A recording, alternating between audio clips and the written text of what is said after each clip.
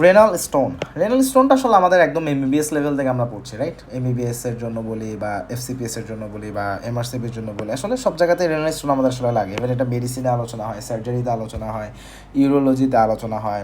Renal stone a very common thing. So renal stone যদি কোনো একটা পার্সন আসলে ডেভেলপ করে, বেসিক্যালি পেশেন্টের প্রেজেন্টেশন আমরা আসলে কেমন পাই? আমরা দেখি পেশেন্টের একটা পেইনফুল হেমাচুরিয়া থাকে,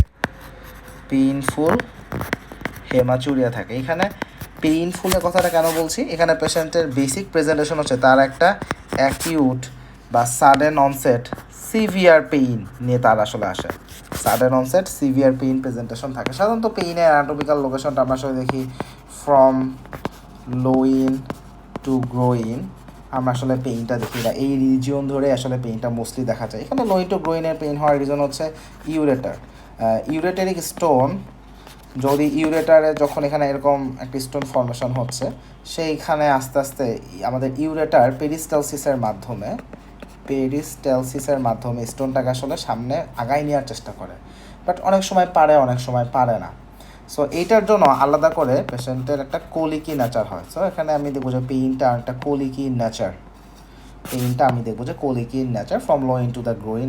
আমরা পেশেন্টের পেইনটা সাধারণত আসলে আমি পাচ্ছি। আর এর পাশাপাশি পেশেন্টের একটা হেমাচুরিয়া থাকে। সো নর্মাল পেশেন্টের প্রেজেন্টেশন আসলে আমরা এরকমই আসলে দেখে থাকি। সো আমাদের এই যে স্টোন আসলে ফর্মেশন হচ্ছে, এটার পেছনের রিজনগুলো কি? সো রিজন বলতে আমরা আসলে কিছু রিস্ক ফ্যাক্টরকে আমরা আসলে আইডেন্টিফাই করি। সেই রিস্ক ফ্যাক্টরগুলোকে প্রথমে আমরা একটু বলি। সো নর্মাল রিস্ক ফ্যাক্টরের মধ্যে সবার আগে বলা হবে ডিহাইড্রেশনের কথা। সো ডিহাইড্রেশন একটা রিস্ক ফ্যাক্টর। এখানে অ্যাকিউট ডিহাইড্রেশন থেকে রেনাল স্টোন হয় ব্যাপারটা এরকম না, বাট ক্রনিক ডিহাইড্রেশন থেকে এটা হতে পারে। আবার এখানে আরেকটা ইস্যু বলি, সেটা হচ্ছে যেই সকল পেশেন্টের হাইপার ক্যালসেমিয়া থাকে তাদের একটা কমন প্রেজেন্টেশন হচ্ছে তারা ডিহাইড্রেশন নিয়ে আসে, এবং এই হাইপার ক্যালসেমিয়া থেকেও আসলে রেনাল স্টোন হতে পারে। সো বোথ ওয়েতেই আলোচনাটা হতে পারে, বাট ডিহাইড্রেশন একটা ইন্ডিপেন্ডেন্ট একটা রিস্ক ফ্যাক্টর হিসেবে এটাকে আমরা অ্যাড্রেস করি। সেকেন্ড রিস্ক ফ্যাক্টর হচ্ছে আমাদের হাইপার ক্যালসিউরিয়া। মানে হচ্ছে তার ইউরিন দিয়ে বেশি বেশি পরিমাণ ক্যালসিয়াম পাস করতেছে, এবং সেই মোমেন্টে তার নেফ্রনের এখানে অথবা তার রেনাল সিস্টেমের এখানে একটা স্টোন ফর্মেশন হতে পারে। সো প্রথম কথা হচ্ছে হাইপার ক্যালসিউরিয়া আসলে কেন হয়? This is the first question. So একটা জিনিস হইতে পারে যে পেশেন্টের আসলে হাইপার ক্যালসিমিয়া হয়েছে। তো যখন তার হাইপার ক্যালসিমিয়া ডেভেলপ করে, সেটার কনসিকুয়েন্স থেকে খুব স্বাভাবিকভাবেই তার রেনাল ক্লিয়ারেন্স বেড়ে যাবে বা রেনাল রুট দিয়ে ক্যালসিয়াম লস বেড়ে যাবে। সো সেখান থেকে হাইপার ক্যালসিউরিয়া হচ্ছে। সো সেখান থেকে এটা হতে পারে। সেকেন্ড হচ্ছে hyper parathyroidism. So parathyroid hormone যদি আসলে বেড়ে যায়, সেটার জন্য হাইপার ক্যালসিমিয়া হবে, এবং হাইপার ক্যালসিমিয়া থেকে আমি হাইপার ক্যালসিউরিয়া পাবো। এটা একটা বা এটা আমরা এখানে পাচ্ছি। আবার হাইপার প্যারাথাইরয়েডিজমের জন্য আলাদাভাবেও হাইপার ক্যালসিউরিয়া হবে। সো বোথ ওয়েতেই আমার এখান থেকে আসলে রেনাল স্টোন ডেভেলপ করার রিস্ক অনেক বেশি দেখি। থার্ড যেটা বলবো সেটা হচ্ছে সিস্টিনিউরিয়া। সো সিস্টিন আলাদাভাবে, সিস্টিন যদি বেশি করে ইউরিন দিয়ে পাস করে, তখন সেটাকে আমরা আসলে সিস্টিনিউরিয়া বলি, এবং সিস্টিনিউরিয়া থেকে রেনাল স্টোন হতে পারে। সিস্টিনিউরিয়া থেকে রেনাল স্টোন নর্মালি যেটা ফর্মেশন হয় সেটা হচ্ছে সিস্টিন স্টোন। টোটাল যত রেনাল স্টোন আমরা আসলে পাই, এটা আসলে অ্যারাউন্ড 1%। সিস্টেইন স্টোনগুলো আসলে অ্যারাউন্ড 1% টোটাল, আমরা যদি আসলে ইনসিডেন্টগুলোকে যদি আসলে মেজার করি। এবং এখানে ইন্টারেস্টিং ব্যাপার হচ্ছে এই সিস্টেইন স্টোনগুলো অনেকটা সেমি অপেক হওয়ার কারণে আমি যদি একটা রেডিওলজিক্যাল একটা ফিল্ম নিয়ে আমি যদি একটা এক্সরে করি, একটা সেমি অপেক একটা গ্রাউন্ড গ্লাস অ্যাপিয়ারেন্স হইতে পারে। আচ্ছা, অনেকের মাথায় প্রশ্ন আসে গ্রাউন্ড গ্লাস মানে কি? একটা গ্লাস মাটিতে পড়ে গিয়ে ভেঙে গেছে, জিনিসটা দেখতে যেরকম দেখায়, এইটাই হচ্ছে গ্রাউন্ড গ্লাস, মানে গ্লাসটা মাটিতে পড়ে ভেঙে গেছে, এটাই আসলে বোঝানো হয়। সো আমরা এখানে তাহলে সিস্টিনিউরিয়া থেকে সিস্টিন স্টোন সেখান থেকে আসলে ফর্মেশন হইতে দেখি। আচ্ছা, পরের আমাদের রিস্ক ফ্যাক্টর কি সিস্টিনিউরিয়ার পরে? High dietary oxalate.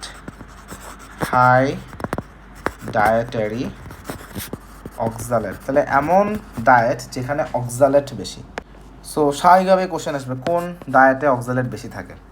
যেমন নাটস, বিভিন্ন রকম যে বাদাম আছে, চকোলেট, হ্যাঁ, তারপর হচ্ছে পটাটোস, আলু, তারপরে বিটস, তারপরে হচ্ছে স্পিনাচ, এরকম কিছু খাবার দাবার আছে যেগুলোতে অক্সালেট কন্টেন্ট অনেক বেশি, এবং এরকম ক্ষেত্রে আমরা আসলে সেখানে অক্সালেট স্টোন হওয়ার রিস্ক বেশি দেখি। এখন অক্সালেট স্টোন নিয়ে একটু কথা বলি, সেটা হচ্ছে আমাদের রেনাল স্টোনের যত টাইপ আছে এখানে অক্সালেট কিছু সল্ট আসলে দেখি, যেমন আমি এখানে ক্যালসিয়াম অক্সালেট স্টোন দেখি, হ্যাঁ, তারপরে কিছু মিক্সড স্টোন থাকে, mixed calcium oxalate plus phosphate, হ্যাঁ, এগুলার স্টোন থাকে, ক্যালসিয়াম ফসফেট থাকে। সো এরকম কয়েক রকম স্টোন আছে, তো তার মধ্যে একটা অক্সালেট স্টোনও আসলে আছে।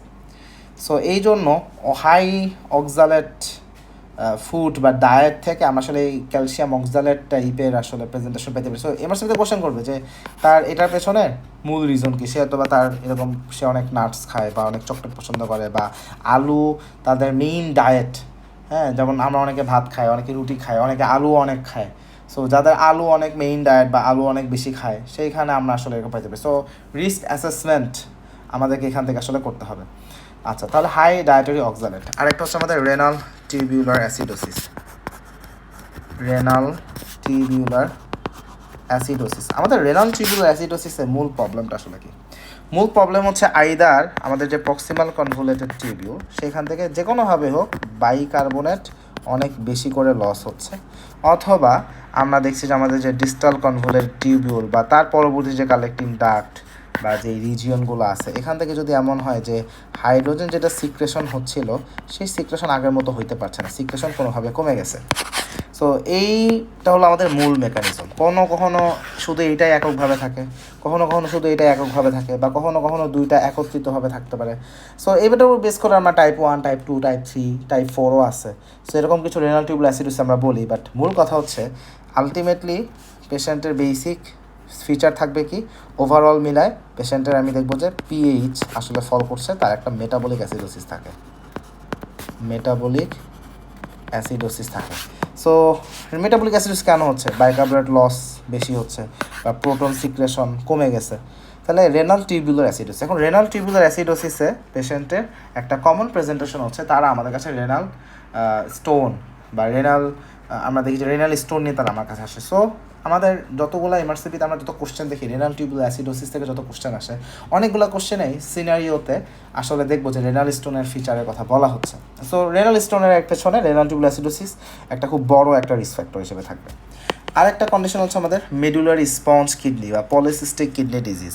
বেসিক কথা হচ্ছে যে কোনো ধরনের cystic lesion in the kidney, cystic lesion in kidney. So আমরা এমআরসিপিতে সবচেয়ে বেশি আলোচনা করি অটোসোমাল ডমিনেন্ট পলিসিস্টিক কিডনি ডিজিজকে নিয়ে। আর একটা কন্ডিশন হচ্ছে আমাদের মেডুলারি স্পঞ্জ কিডনি, যদিও ব্যাপারটা এক্সট্রিমলি রেয়ার একটা কন্ডিশন, বাট স্টিল। সো এইখানে আমরা দেখি যে অনেকগুলো সিস্ট বা সিস্টিক লেশন থাকে। সো এই সিস্টিক লেশনগুলোতে খুব ফ্রিকুয়েন্টলি আমরা দেখি স্টোন ফর্মেশন হচ্ছে, very frequently. So this is very common risk factor. আচ্ছা, আরেকটা খুব রেয়ার একটা অকেশন বলি, সেটা হচ্ছে বেরিলিয়াম বা cadmium exposure. Beryllium or cadmium exposure, so সেইখান থেকে রেনাল স্টোন হতে পারে। তাহলে মোটা দাগে এগুলো সবাই হচ্ছে আমাদের basic risk factor for developing renal stone. আলাদাভাবে কয়েকটা কন্ডিশন স্পেশাল মেনশন করতে হবে, সেটা হচ্ছে ইউরেট স্টোন। আচ্ছা, আমি তাহলে এখানে ইউরেট স্টোনে বলার আগে আমাদের স্টোনের টাইপগুলো নিয়ে একটু কথা বলছি। আমাদের রেনাল স্টোন আসলে কয়েক রকম আছে। আমাদের রেনাল স্টোন কত রকম আছে? একটা হচ্ছে আমাদের ক্যালসিয়াম অক্সালেট, একটা হচ্ছে calcium oxalate. Actually renal stone যত রকম আছে এটাই সবচেয়ে কমনেস্ট। আমরা 40% রেনাল স্টোন পাই হচ্ছে ক্যালসিয়াম অক্সালেট। সেকেন্ড কমন যেটা, সেটা হচ্ছে mixed calcium oxalate and phosphate stone, মানে একই সাথে ক্যালসিয়াম অক্সালেট এবং ক্যালসিয়াম ফসফেট স্টোন এটা মিক্সচার থাকে। তাহলে ক্যালসিয়াম অক্সালেট, ক্যালসিয়াম ফসফেট, এটা একটা মিক্সড আমরা স্টোন আসলে ডেভেলপ হইতে দেখি। এটাও দেখা যাচ্ছে অ্যারাউন্ড 25% পেশেন্ট এটা থাকে। আরেকটা হচ্ছে আমাদের triple phosphate stone, triple phosphate stone, এটা অ্যারাউন্ড 10%। তাহলে এর পরেরটা হচ্ছে আমাদের calcium phosphate, calcium phosphate stone, এটা অ্যারাউন্ড 10%। এতক্ষণ এই যে চারটা বললাম, calcium oxalate, calcium oxalate, calcium phosphate mixed, triple phosphate, calcium phosphate, তাহলে এই যে চারটা, এদের প্রত্যেকের একটা কমন ব্যাপার আছে। আমি যদি একটা এক্সরে করি, এক্সরে কেইউবি এপিভিউ যদি আমি করি, প্রত্যেকটা জায়গাতেই আমি স্টোনটা দেখতে পারবো, একটা রেডিও অপাসিটি থাকবে। তাহলে এরা সবাই হচ্ছে রেডিও অপেক স্টোন, এরা সবাই রেডিও অপেক স্টোন। আমি যদি একটা এক্সরে করি, সেখানে খুব সহজেই এই অপাসিটিটা ফাইন্ড আউট করতে পারা যায়।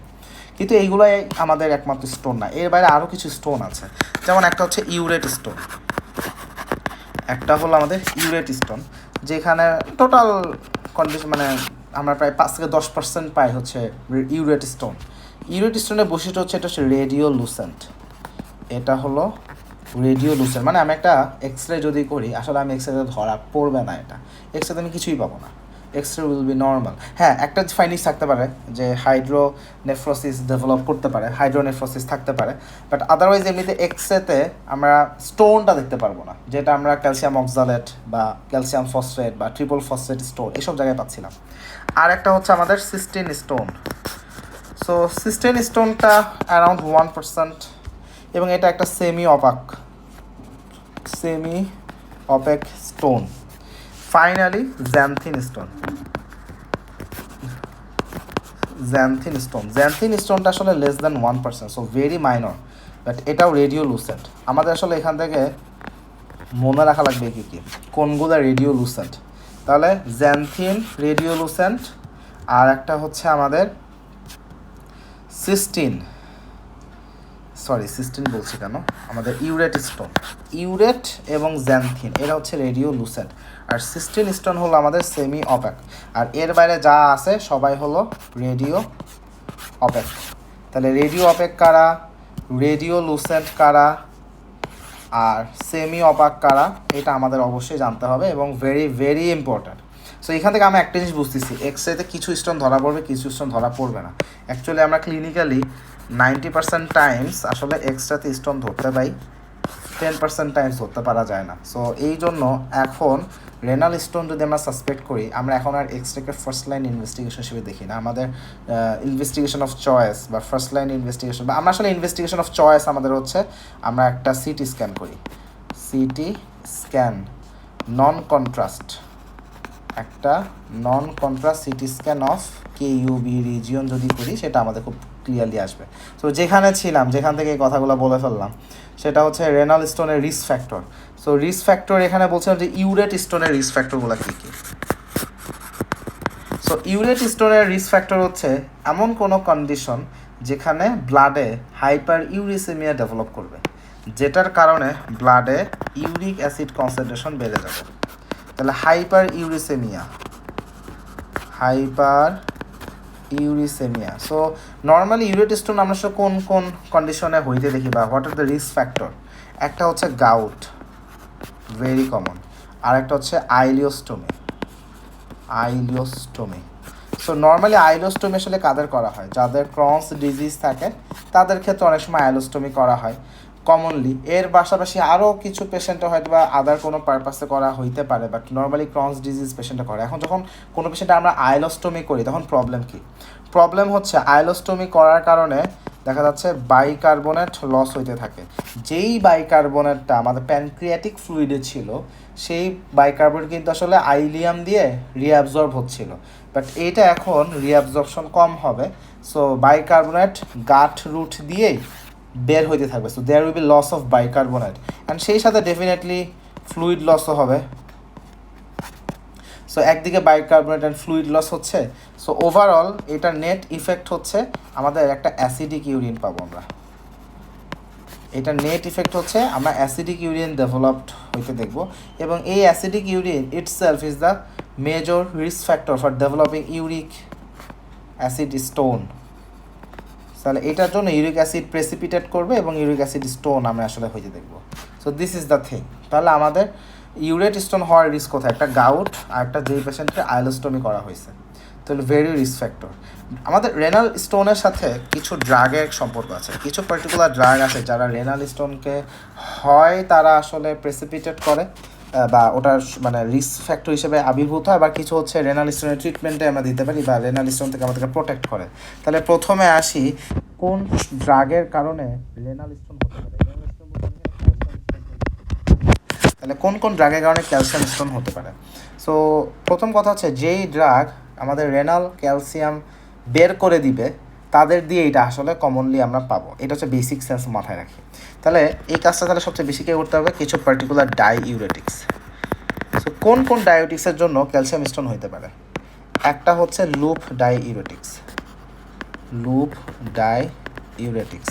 সো লুপ ডাইইউরেটিক্সের ক্ষেত্রে আমরা দেখি যে আমাদের লুপ অফ হেনলি যেটা, সেইখানে ম্যাগনেসিয়াম ক্যালসিয়ামের যে রিঅ্যাবজর্পশন হচ্ছিল সেটা আসলে কমে যায় এবং সেটাও লস হতে থাকে ইউরিনারি রুটের মাধ্যমে। সো লুপ ডায়োটিক্স দিলে আমরা দেখি হাইপোম্যাগনেসিমিয়া হাইপোক্যালসিমিয়া এগুলো কিন্তু আসলে হয়। সো ক্যালসিয়াম তো ইউরিন দিয়ে পাস করতে থাকবে, সো এইখানে আসলে আমি দেখবো যে হাইপার ইউরিসেমিয়া হয়ে যায় এবং এখান থেকে আসলে পেশেন্টের স্টোন ফর্মেশন হওয়ার রিস্ক বেড়ে যায়। সো লুপ ডায়োটিক্সের জন্য হচ্ছে। আর একটা হচ্ছে অ্যাসিটাজোলামাইড, অ্যাসিটাজোলামাইড। তো অ্যাসিটাজোলামাইড ইজ অ্যানাদার ওয়ান, যেটার জন্য আসলে ক্যালসিয়াম স্টোন হওয়ার প্রবাবিলিটি অনেক বেশি বেড়ে যায়। তাহলে ডায়াবেটিক্সের মধ্যে এরা আছে। ডায়াবেটিক্সের বাইরে আর কোন কোন ড্রাগের জন্য আমরা স্টোন ফর্মেশন হইতে দেখতে পারি, একটা হচ্ছে স্টেরয়েডস, একটা হচ্ছে থিওফাইলাইন। থিওফাইলা থেকে খুব ফ্রিকুয়েন্ট হয় ব্যাপারটা তা না, ব্যাপারটা একটু রেয়ার আমি বলবো, বাট স্টিল আমাদের নাম জেনে রাখা উচিত। আচ্ছা, তাহলে এদের জন্য আমাদের আসলে রেনাল স্টোন মানে প্রমোট হচ্ছে। আরেকটা ড্রাগ আছে যেটা যদি রেনাল স্টোন আমরা ট্রিটমেন্ট বা প্রিভেনশনে ইউজ করতে পারি, সেটা হচ্ছে থায়াজাইড। সো কোশ্চেন হচ্ছে থায়াজাইড কীভাবে রেনাল স্টোনকে প্রিভেন্ট করে। সো বেসিক্যালি থায়াজাইডের কারণে আমরা দেখি ডিস্টাল টিউবুলার ক্যালসিয়াম রিজর্পশন বেড়ে যায়, ডিস্টাল টিউবুলার ক্যালসিয়াম রিজর্পশন এটা আসলে কমে যায়। সো এটা কমে যাওয়ার কারণে আমরা দেখব যে সেটা আসলে ক্যালসিয়াম স্টোনটাকে তারা আসলে প্রিভেন্ট করতে পারে। সো এই দিক দিয়ে পেশেন্ট আসলে বেনিফিটেড হয়। তাহলে আমরা রিস্ক ফ্যাক্টর জানতে পারলাম এবং রেনাল স্টোন আসলে কত রকম আছে সেটার একটা ধারণা পেলাম। আচ্ছা, এখন রেনাল স্টোনের টাইপস নিয়ে তো কথা বলে ফেলছি, বাট একটা জিনিস একটু এক্সট্রা অ্যাড করি। একটা স্পেশাল রেনাল স্টোন নিয়ে অনেক সময় কথা হয়, সেটা হচ্ছে stag horn calculi. Stag horn calculi. So stag horn calculi আমরা সবাই শুনছি যে সকল পেশেন্টের স্ট্রুভাইট হ্যাঁ আমরা আসলে হইতে দেখি। সো নর্মালি প্রোটিয়াস মিরাবিলিস দিয়ে ইনফেকশন হলে বা ইউরিয়া প্লাজমা দিয়ে যদি ইনফেকশন হয় সেখানে আসলে আমরা স্ট্যাগ হর্ন ক্যালকুলাই দেখি। সো স্ট্যাগ হর্ন ক্যালকুলাইটা আসলে নর্মালি আমরা দেখবো যেখানে একটা স্টোন তৈরি হচ্ছে, যে স্টোনটা আসলে রেনাল পেলভিসকে মানে অ্যাফেক্ট করে। তাহলে একদিকে হচ্ছে রেনাল পেলভিস অ্যাফেক্টেড, সেই সাথে সাথে অ্যাটলিস্ট দুইটা ক্যালিসেস সেখানে ইনভলভ থাকবে। তাহলে রেনাল পেলভিস ইনভলভ, সেই সাথে অ্যাটলিস্ট দুইটা ক্যালিসেস পর্যন্ত সেটা এক্সটেন্ড করবে। এরকম একটা লেশন হচ্ছে স্ট্যাগ হর্ন ক্যালকুলাই। এবং স্ট্যাগ হর্ন ক্যালকুলাই এইটা কখন ডেভেলপ করতেছে, যখন আমাদের ইউরিনটা অ্যালকালাইন ইউরিন। তাহলে অ্যালকালাইন ইউরিনে আমি স্ট্যাগ হর্ন ক্যালকুলাই ডেভেলপ করছি। এখন কোশ্চেন হচ্ছে এই যে মানে স্ট্যাগ হর্ন ক্যালকুলাই এটার কম্পোজিশন কি। এটার মধ্যে আমরা দেখি অ্যামোনিয়াম ম্যাগনেসিয়াম সালফেট, এটার মধ্যে আমরা দেখি অ্যামোনিয়াম ম্যাগনেসিয়াম সালফেট, যেটাকে আসলে ট্রিপল ফসফেট হিসেবে আমরা অ্যাড্রেস করি। এবং এটা কোথায় হয়, কমনলি আমরা দেখি প্রোটিয়াস দিয়ে যদি ইনফেকশন হয়, বা ইউরিয়া প্লাজমা ইউরোটিকাম এগুলো দিয়ে যদি আসলে ইনফেকশন হয়, তখনই আসলে স্ট্রোভাইট স্টোনটা আমরা আসলে নর্মালি দেখি। তাহলে these are the stone type. তাহলে আমরা রিস্ক ফ্যাক্টর নিয়ে কথা বলেছি, টাইপস নিয়ে কথা বলেছি, এবার আমরা কথা বলবো ম্যানেজমেন্ট নিয়ে। সো আমাদের এমআরসিপিতে ম্যানেজমেন্টের ক্ষেত্রে ইউকেতে যেই ট্রিটমেন্ট প্রোটোকলগুলো ফলো করে সেই প্রোটোকলকে ফলো করতে হবে। সো আমরা আসলে এখানে বাংলাদেশে কী করা হয় বা অন্য জায়গায় কী করা হয় এগুলো দেখে আমাদের লাভ নাই, আমাদেরকে এনএইচএস বা ওদের দেশের প্রোটোকলগুলোকে ফলো করতে হবে। সো এইখানে আসলে নাইস গাইডলাইন যেটা আছে সেইখানে আমরা আসি। So as per NICE guideline what are the initial management.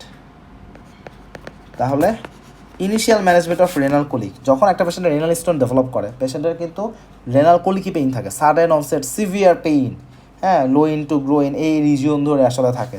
So initial management কী হবে? সো এখন ইনিশিয়ালি পেইন কিলার হিসেবে এনএসআইডস চুজ করা হয়।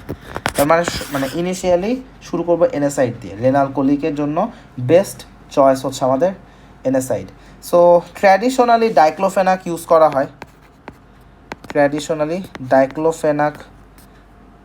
ইউজ করা হয়, বাট ডাইক্লোফেনাকের ক্ষেত্রে ঝামেলা হচ্ছে কার্ডিওভাস্কুলার ইভেন্টের রিস্ক বেড়ে যায়। সো যদি এমন হয় পেশেন্টের আগে থেকে কার্ডিওভাস্কুলার ডিজিজ আছে, সেখানে একটু কনসিডারেশন করতে হবে, যেমন ডাইক্লোফেনাক বা আইবুপ্রোফেন, এইগুলা কার্ডিয়াক পেশেন্টকে দিলে কার্ডিয়াক ইভেন্টের জন্য এটা মানে প্রবলেমেটিক। কার্ডিয়াক পেশেন্টে এখানে দেখা যাচ্ছে যে কনসিডার করতে হবে একটু। এখন যদি এমন হয় যে একটা পেশেন্টকে এনএসআইডস কোনোভাবে দেওয়া যাচ্ছে না, NSAIDs are contraindicated for this patient, অথবা এনএসআইড দিয়ে তার পেইন রিলিফ হয় নাই, তাহলে দুইটা সিনারি বললাম, একটা হচ্ছে এনএসআইডস কন্ট্রা ইন্ডিকেটেড অথবা এনএসআইডস ফেল করছে, তখন আমি কি করব? What will be my next approach? So in that case আমাদের নাইস রিকমেন্ড করে আইভি প্যারাসিটামল দিব। সো এমআরসিপিতে যেটা করবে সেটা হচ্ছে তারা আমাকে বলবে কি যে পেশেন্টের অ্যাকিউট রেনাল পেইন, কিন্তু পেশেন্টের হচ্ছে হার্ট ফেলিয়ার আছে। তো হার্ট ফেলিয়ার থাকলে তো আমরা আসলে এনএসআইডস আসলে দিব না। সো সেইখানে তো আমাকে তাহলে ট্রিটমেন্ট কী হবে? সো এরকম জায়গায় তাহলে as per nice protocol we শাল গো ফর আইভি প্যারাসিটামল। বা এমন হতে পারে যে একটা পেশেন্ট এনএসআইডস পাইছে, ডাইক্লোফেনাক পাইছে, তার পেইন এখনও কমছে না, এখন আমার নেক্সট স্টেপ কী হবে? তাহলে নেক্সট স্টেপ হবে উই শাল গো ফর আইভি প্যারাসিটামল। আচ্ছা, এখন যে সকল পেশেন্টকে আসলে হসপিটালে ভর্তি করা হচ্ছে, যে সকল পেশেন্টকে হসপিটালে ভর্তি করা হয়, হুইচ পেশেন্ট রিকোয়ার অ্যাডমিশন, সেখানে নাইস প্রোটোকল হচ্ছে পেশেন্টকে আমরা ইন্ট্রামাসকুলার ডাইক্লোফেনাক দিই। তাহলে ডাইক্লোফেনাক কীভাবে দিব সেটা হলো কোশ্চেন। যদি পেশেন্ট বাসায় পাঠিয়ে দেওয়া হয় তাহলে হয়তো বা ওরাল দিয়েই ছেড়ে দেওয়া হয়, বাট পেশেন্ট যদি হসপিটালাইজড হয়, যে পেশেন্টকে হসপিটালে ভর্তি করা হয়েছে, তাহলে আর ওরাল রুটে আমরা দিব না, সেই মোমেন্টে আমরা আইএম রুটে ডাইক্লোফেনাক দিই। আসলে পরীক্ষায় অপশনে থাকবে কি ওরাল, আইভি, আইএম, সাবকিউটিনিয়াস, এরকম অনেকগুলো অপশন থাকবে। সো এখানে আসলে আমরা আইএম ডাইক্লোফেনাক দিই। The correct answer is IM diclofenac. আমরা আসলে নাইস প্রোটোকল এটা। আচ্ছা, তাহলে একটা হচ্ছে পেইন কিলার বাদে আমাদের এখানে আরও কিছু উদ্দেশ্য আছে। সেটা হচ্ছে একটা উদ্দেশ্য হচ্ছে স্টোনকে যদি আমরা পাস করাই দিতে পারি, সেটা আমাদের জন্য খুবই মানে হেল্পফুল হয়। যে স্টোন যেটা ইউরেটারে আটকা পড়ে গেছে সেখান থেকে তো ব্যথাটা হচ্ছে, সো স্টোনকে পাস করাই দিতে হবে। সো স্টোনকে পাস করানোর জন্য for the passage of the stone আমাদের বেস্ট উপায় কি? বেস্ট উপায় আছে ইউরেটার যেটা আছে, এই ইউরেটারকে প্রথম কথা রিল্যাক্স করা, এবং এটাকে যদি আমি ডায়ালেটেড করতে পারি তাহলে স্টোনটা পাস করে যাওয়ার একটা প্রবাবিলিটি তৈরি হয়। আমি বলি না যে সবসময় পারবো, বাট একটা প্রবাবিলিটি তৈরি হয়। And for this purpose we go for alpha blocker. তাহলে আমরা আলফা ব্লকার যখন দিব, সেটা ইউরেটারের এখানে যে স্মুথ মাসল যেটা আছে, সেই স্মুথ মাসলকে তারা রিল্যাক্স করে ফেলে, ইউরেটারটা ডায়ালেটেড হয়ে যায় এবং সেটা স্টোন প্যাসেজকে একটু ইজ করে দেয়। সো নাইস রিকমেন্ডেড আমাদের হচ্ছে যে ডিস্টাল ইউরেটারিক স্টোন যদি 10 ন্যানোমিটার সাইজের হয়ে থাকে, 10 ন্যানোমিটার সাইজের থেকে সাইজের ছোট, সেইখানে আমরা আলফা ব্লকার দিতে পারি। তাহলে স্টোন সাইজও ইম্পর্টেন্ট। এখন যদি স্টোন আমাদের 12 ন্যানোমিটার হয়, সেখানে আমার আলফা ব্লকার দিয়ে কোনো লাভ নাই। আলফা ব্লকার দিয়ে আমার লাভ তখনই হবে যদি stone size less than 10 nanometer হয়ে থাকে। তাহলে বিফোর গিভিং আলফা ব্লকার স্টোনের সাইজ কত, সবচেয়ে বড় স্টোনের সাইজ কত, সেটা আসলে অ্যাসেস করে নিতে হবে। সো ভেরি ইম্পর্টেন্ট হচ্ছে আমাদের স্টোন সাইজ কত। আচ্ছা, তাহলে আমাদের ট্রিটমেন্টে ইনিশিয়াল ট্রিটমেন্ট এটা। এখন ইনিশিয়াল ট্রিটমেন্টের পরে আমাদের কাজ হচ্ছে ইনিশিয়াল ইনভেস্টিগেশনগুলো জানতে হবে। তাহলে what are the initial investigation? তাহলে একটা তো ডেফিনেটলি আমি একটা ইউরিন ডিপস্টিক করব, আমি ইউরিন একটা কালচার করব। তো কালচার তো অবশ্যই ইম্পর্ট্যান্ট, যেমন ফোর্টিয়াস মিরাবিলিস দিয়ে হলো কি না, বা আদার ওই স্ট্রোফাইট স্টোন হচ্ছে এরকম কোনো অর্গানিজম আছে কি না, সেটা তো অবশ্যই জানতে হবে। সেই সাথে আমার একটা সেরাম ক্রিয়েটিনিন দেখতে হবে, সেই সাথে সেরাম ইলেকট্রোলাইট এইগুলো দেখতে হবে। এটা কেন দেখছি? বিকজ হচ্ছে assessment of the renal function. এমনও হইতে পারে যে কোনো একটা পেশেন্টের অবস্ট্রাকটিভ ইউরোপ্যাথি হয়ে হ্যাঁ পেশেন্টের পোস্ট রেনাল একেআই হয়ে গেল, হতে পারে না? সো সেটা একটা অ্যাসেসমেন্ট থাকতে হবে। সো এই জন্য আমরা সেরাম ক্রিয়েটিনিন, সেরাম ইলেকট্রোলাইট এগুলো করবো। আচ্ছা, ইউরিন যেমন কালচার করতেছি ইনফেকশন বোঝার জন্য, ঠিক একইভাবে আমরা পেশেন্টের ক্ষেত্রে একটা কমপ্লিট ব্লাড কাউন্ট করব, একটা সিআরপি করে ফেলবো। সেগুলো আমাদেরকে আসলে মানে আন্ডারলাইং কোনো ইনফেকশন আছে কি না সেটাকে অ্যাসেস করতে হেল্প করবে। আচ্ছা, এখন নেক্সট কাজ হচ্ছে স্টোনটা আসলে কেমন স্টোন সেটাকে অ্যাড্রেস করতে হবে। এখন এটা কি আসলে ক্যালসিয়াম স্টোন নাকি এটা আসলে একটা ইউরেট স্টোন, এটা আমরা বায়োকেমিক্যাল অ্যাসেস করতে পারি। সেটা কি হাইপার ক্যালসিয়ামিয়া আছে কিনা চেক করব, হাইপার ইউরেসিমিয়া আছে কিনা সেটা চেক করব। তাহলে আমি এখন ব্লাডের ক্যালসিয়াম লেভেল দেখবো, ইউরিক অ্যাসিড লেভেল দেখবো। যদি দেখি যে ব্লাড ইউরিক অ্যাসিড লেভেল বেশি তাহলে বুঝবো যে এটা ইউরেট স্টোন হওয়ার প্রবাবিলিটি বেশি। বা যদি সেটা হাইপার ক্যালসিয়ামিয়া থাকে তাহলে বুঝবো যে এটা ক্যালসিয়াম স্টোন হওয়ার প্রবাবিলিটি বেশি। সো আমরা এই জন্য ক্যালসিয়াম বা ইউরেট এগুলোকে আসলে অ্যাসেস করে ফেলবো। আচ্ছা, এরপর একটা কাজ হচ্ছে স্টোন যখন পাস করবে। এখন স্টোন পাস কয়েকভাবে হইতে পারে যে এটার পেছনে একটা অপারেটিভ ম্যানিউভার করা হয়েছে, সার্জারি করা হয়েছে, অথবা স্টোনটা স্পন্টেনিয়াসলি পাস করে গেছে। তো যদি আমরা স্টোনটাকে কালেক্ট করতে পারি সেখানে ডেফিনেটলি স্টোন অ্যানালাইসিস করতে হবে। সো স্টোন অ্যানালাইসিস করলে স্টোনের টাইপ কী সেটাকে অ্যাড্রেস করতে পারবো, এবং অ্যাড্রেস যদি করতে পারি তাহলে যদি এটা অক্সালেট স্টোন হয়, বা যদি এটা ক্যালসিয়াম স্টোন হয়, বা যদি এটা সিস্টিন এ ধরনের স্টোন হয়, কোন স্টোন হয়েছে খুব সহজেই তখন আমরা কারণটাকে অ্যাড্রেস করে সেই কারণে ট্রিটমেন্ট দিতে পারবো। আচ্ছা, পরের পয়েন্ট হচ্ছে আরেকটা ইনভেস্টিগেশন করতে হবে আমাদের প্রসিডিউরের জন্য। সেটা হচ্ছে আমাদের ডেফিনেটলি পেশেন্টের কোয়াগুলোপ্যাথি আছে কি না সেটা চেক করে নিতে হবে। আমরা প্রথম মিন টাইম, এপিটিটি এগুলোকে আমরা আসলে অ্যাসেস করে নিব। কারণ যদি আমরা পেশেন্টের পারকিউটিনিয়াস ইন্টারভেনশন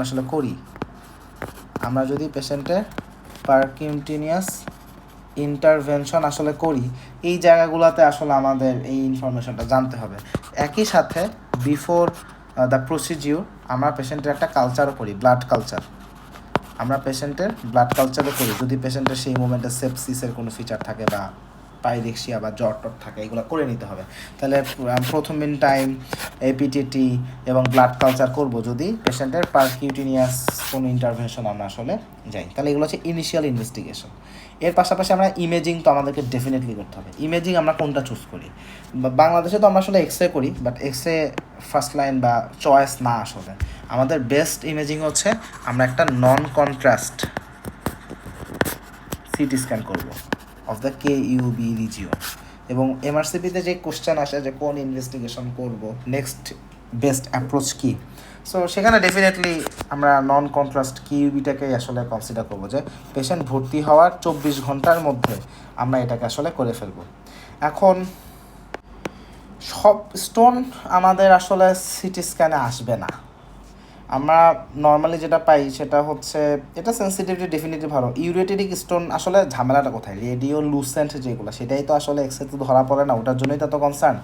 সো আমরা আসলে যেটা দেখি যে আমাদের যে ইউরেটেরিক যে স্টোন আছে 97% পর্যন্ত আসলে আমরা দেখি যে সেন্সিটিভিটি আসলে আছে।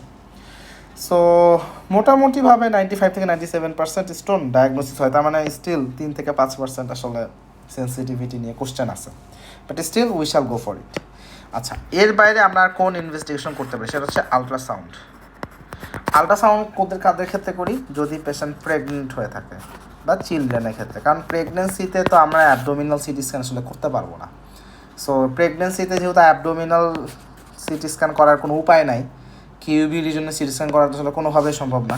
সো এখানে আমরা প্রেগনেন্সিতে আলট্রাসাউন্ড করি। সো প্রেগনেন্ট উমেন আর একটা হচ্ছে চিলড্রেন, এই দুইটা এজ গ্রুপে আলট্রাসাউন্ড করা হয়। সো আলট্রাসাউন্ড স্টোনে আমাদের যেটা সেন্সিটিভিটি 45% আর স্পেসিফিসিটি 90%। তার মানে সেন্সিটিভিটি 45% মানে আলট্রাসাউন্ড নেগেটিভ মানে স্টিল স্টোন আছে, হইতে পারে। মানে আলট্রাসাউন্ড নেগেটিভ মানে যে তার স্টোন নাই, ব্যাপারটা এরকম না। সো এটাকে মাথায় রেখেই আমাদের আগাইতে হবে, বিকজ প্রেগনেন্ট পেশেন্টে তো আমি তো আর করতে পারতেছি না, সিটি স্ক্যান বা চেস্ট এক্সরে কোনোটাই করতে পারছি না, আলট্রাসাউন্ডই করতে হবে। সো এখানে আমরা আসলে আলট্রাসাউন্ড করি। আচ্ছা, এবার আসি ইনিশিয়াল ম্যানেজমেন্টের কথা। কিন্তু আমরা বলে ফেলছি। এখন ইনিশিয়াল ম্যানেজমেন্টটা কেন করছিলাম? পেইন কমানোর জন্য, এবং যদি স্টোনটাকে পাস করতে পারি সেই জন্য। এখন মনে করি যে স্টোনে পাস করতে পারি নাই বা স্টোন আছে, স্টোনের ম্যানেজমেন্ট কী করব? সো স্টোনের ম্যানেজমেন্ট হচ্ছে নাইস প্রোটোকল অনুযায়ী যেটা, সেটা হচ্ছে প্রথমে আমরা কয়েকটা ভাগ করে নিই। একটা হলো রেনাল স্টোন, আর একটা হচ্ছে ইউরেটেরিক স্টোন। তো ইউরেটারের যে স্টোন সেটা ইউরেটেরিক স্টোন, আর ইউরেটারের উপরে আমাদের পেলভিস বা ক্যালিক্স যদি ইনভলভ হয় সেটা রেনাল স্টোন। আপাতত এমনি মাথায় রাখি। তাহলে রেনাল স্টোন থাকলে কী করব? তাহলে প্রথমে দেখবো সাইজ কত। যদি স্টোনের সাইজ 5 মিলিমিটারের কম হয়ে থাকে আমরা জাস্ট ওয়েট করব। 5 মিলিমিটার কম অ্যান্ড অ্যাসিমটোম্যাটিক, এই ক্রাইটেরিয়া যদি ফুলফিল হয় উই শ্যাল ওয়েট, এবং এটা একাই চলে যায় কিনা সেই আশায় আমরা থাকবো। এখন যদি স্টোনের সাইজ 5 থেকে 10 ন্যানোমিটার এই সাইজের হয়ে থাকে, এটা ন্যানোমিটার হবে, তখন আমরা করব শক ওয়েভ লিথোট্রিপসি।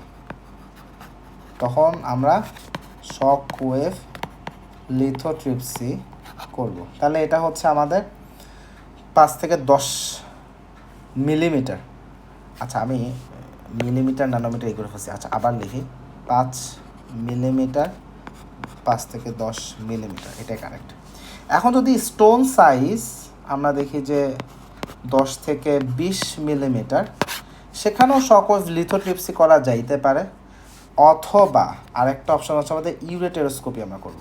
ইউরেটেরোস্কোপি সেটা করা যাইতে পারে। আর যদি stone size more than 20 millimetre হয়ে থাকে তাহলে পারকিউটেনিয়াস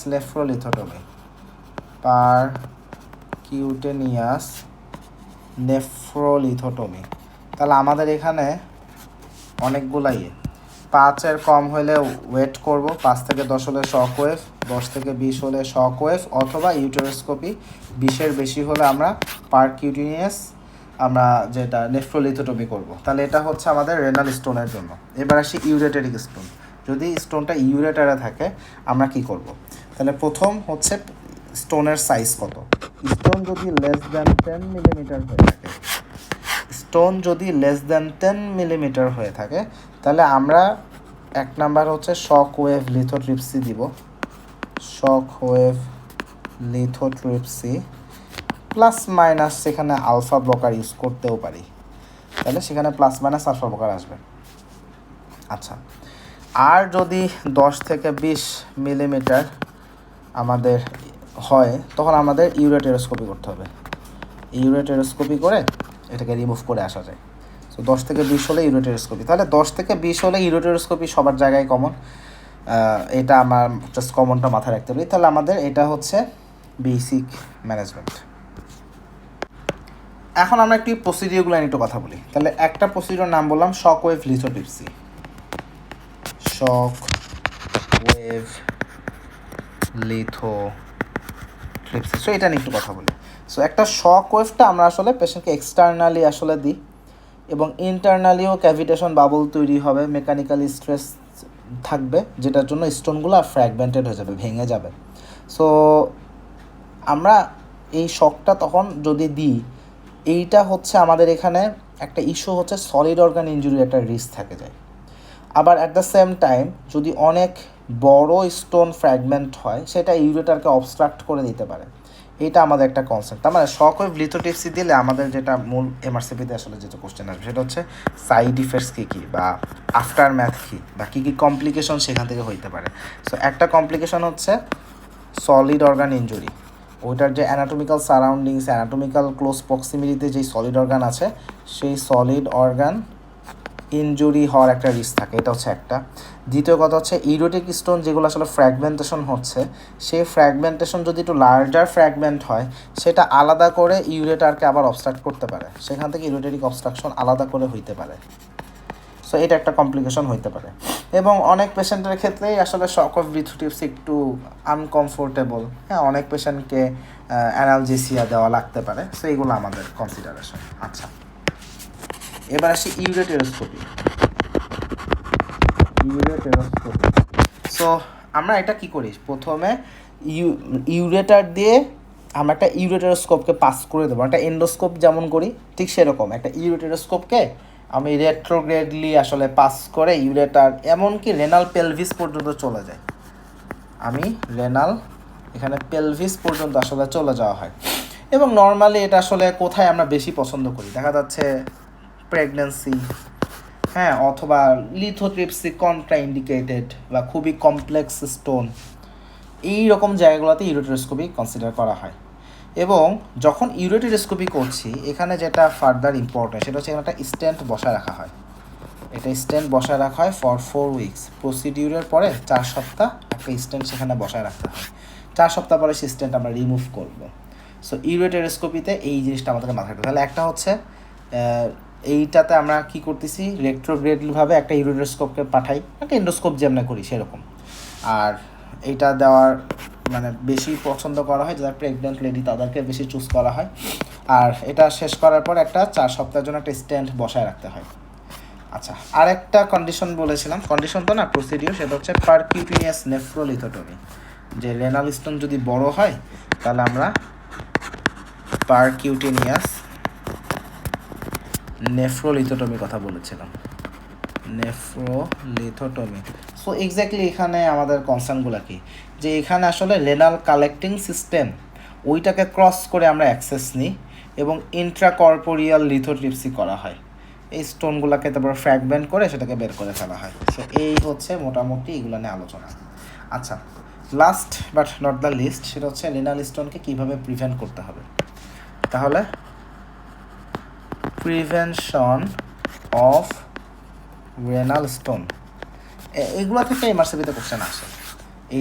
এটা থেকে এমআরসিপিতে কোশ্চেন আসবে যে পেশেন্টকে আমরা কী অ্যাডভাইস করবো এইভাবে, বা ইনফ্যাক্ট যদি আমরা পেইসেস পরীক্ষা দিই সেখানেও আসলে এই পেশেন্টকে যখন কাউন্সেলিং স্টেশন থাকে অথবা কোনো একটা লং কেসই চলে আসলো সেখানে ক্রস কোশ্চেন এগুলো থেকে কোশ্চেন চলে আসবে। তাহলে রেনাল স্টোনকে আমরা কীভাবে প্রিভেন্ট করবো।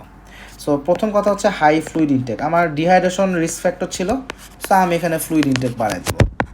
তাহলে হাই ফ্লুইড ইনটেক এটা আমাদেরকে করবে। সেকেন্ড কথা হচ্ছে ড্রিঙ্কিং ওয়াটারে লেমন জুস ড্রিঙ্কিং ওয়াটারে যদি অ্যাড করা হয় সেটাও আসলে আমাদের প্রিভেন্টিভ পারপাস সার্ভ করবে। এবং কার্বোনেটেড যে ড্রিঙ্কগুলো আছে, কার্বোনেটেড যে ড্রিঙ্ক যেমন কোকাকোলা, পেপসি, এইগুলোকে অ্যাভয়েড করতে হবে। সল্ট ইনটেককে লিমিট করে ফেলতে হবে। পেশেন্টের জন্য পটাশিয়াম সাইট্রেট ভেরি ইউজফুল, এবং পার্টিকুলার এটা থেকেই কোশ্চেন করবে যে অপশন দিয়ে বলবে কি পেশেন্টকে আমরা কোনটা সাজেস্ট করব।